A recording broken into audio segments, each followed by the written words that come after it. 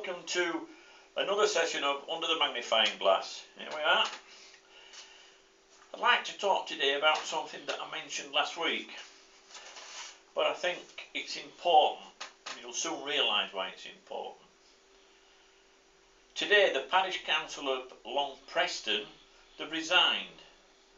The reason they've resigned is due to an 8-year-old parishioner doing a Nazi salute, not condoning that at all. But he's done a Nazi salute due to them refusing his Freedom of Information Act. Are you listening, Keighley Council? Refused a Freedom of Information Act, and as such they have resigned. Simon contacted the group who the gentleman belonged to, congratulating them on their success, and they replied saying that they were inspired by the democratic stand taken by the Keighley citizens and congratulating us on blazing the trail. I'm going to tell you that again. Now just listen. This is what they have said.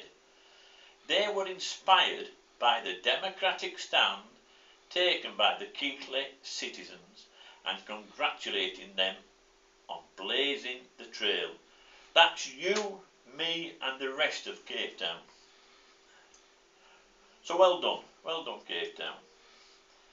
Now then, if a Nazi salute works in Long Preston, will me waiving the investigation report requested by the full council and action by Councillor Gary Pedley, but only seen by a subcommittee, not the full committee, result in Keighley Town resigning? Now if it will, here we go. That's the report. Can you see it? I'm waving it.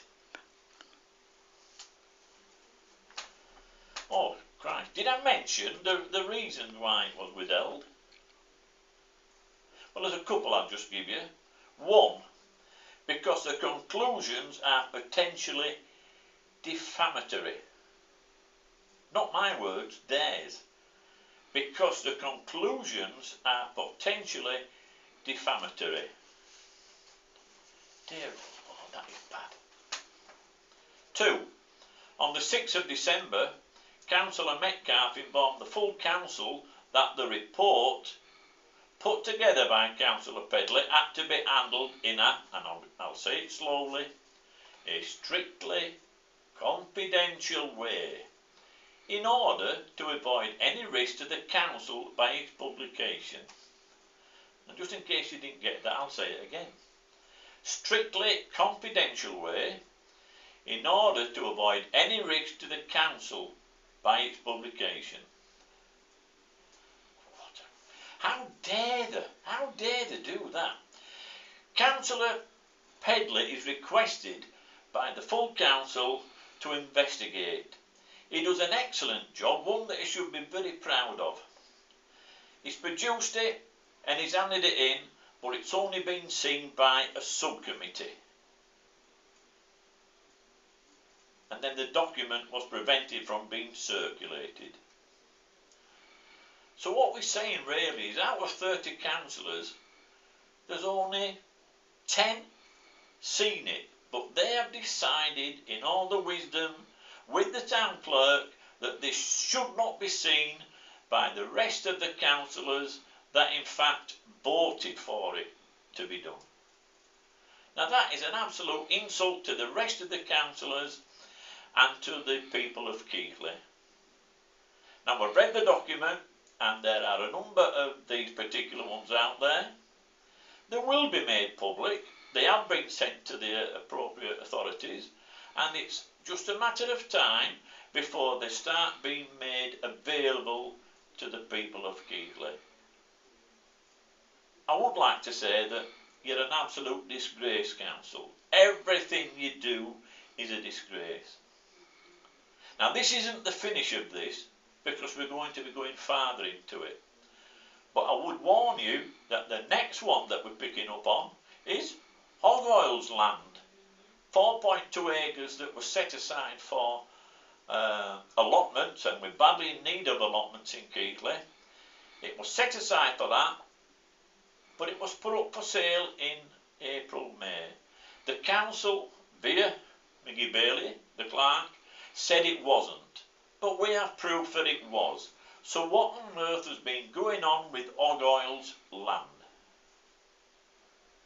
Now until tomorrow, or the day after, when I do the next report, this is Ian Roberts from our Cave Town Social Club. Not a lot going on at the moment, but there will be when they all come in from work. Saying bye bye for now, and I'll see you at a later date. Bye bye.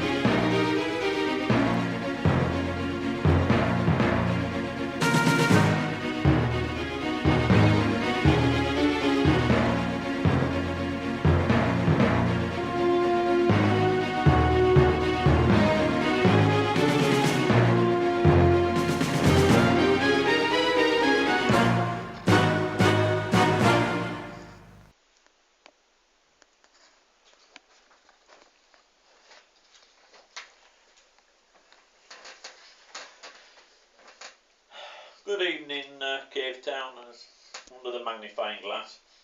If I sound a bit down, it's because I am down. I'm absolutely fed up of this council. The more that I read and learn about them, the more depressed I get.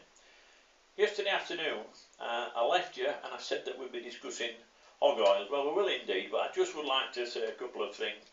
I've had requests from two councillors today to hand over to them the report that we discussed yesterday.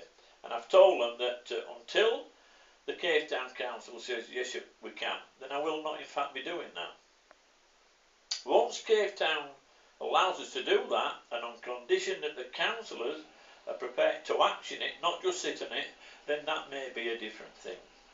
And I also pointed out to them that the next time they're in the council meeting and they look to the left or the right of them, the chances are that one of these people sitting there will already have had the information.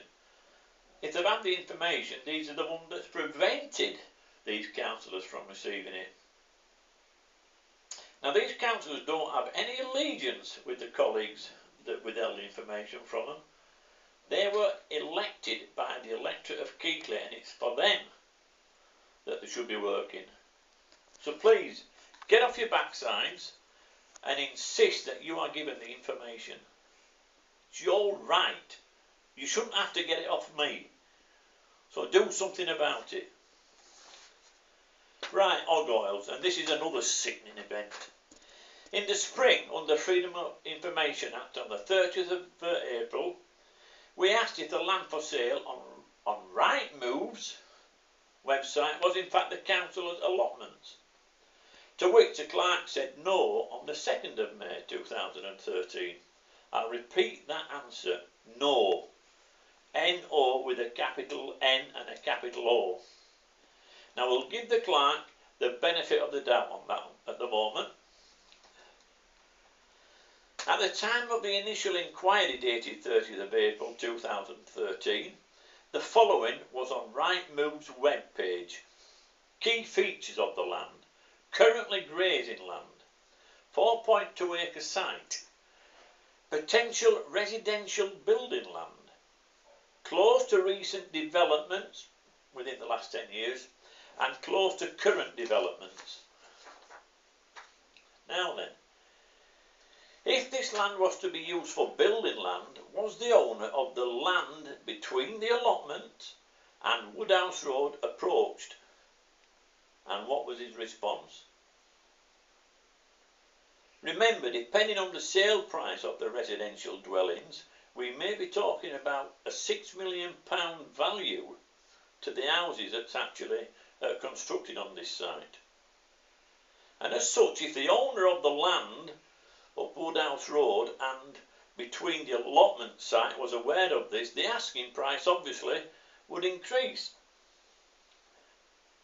Or he may, which is his right, request a right to build dwellings himself. Now, question, and a big question, this one. Going back to question 1. Assuming that the land in question was the council's land, and I believe it is, 4.2 acres, and the clerk was also telling the truth, who in fact investigated the proposed sale, and for what purpose? What purpose would anyone have in setting this deal up? Now, on that sombre note, I'll leave it because I feel like having a drink to get rid of the bad taste that I'm beginning to feel in my mouth. So until the next time that we're under the magnifying glass, this is Ian Holt Roberts reporting from Cave Town's Club. So bye bye for now.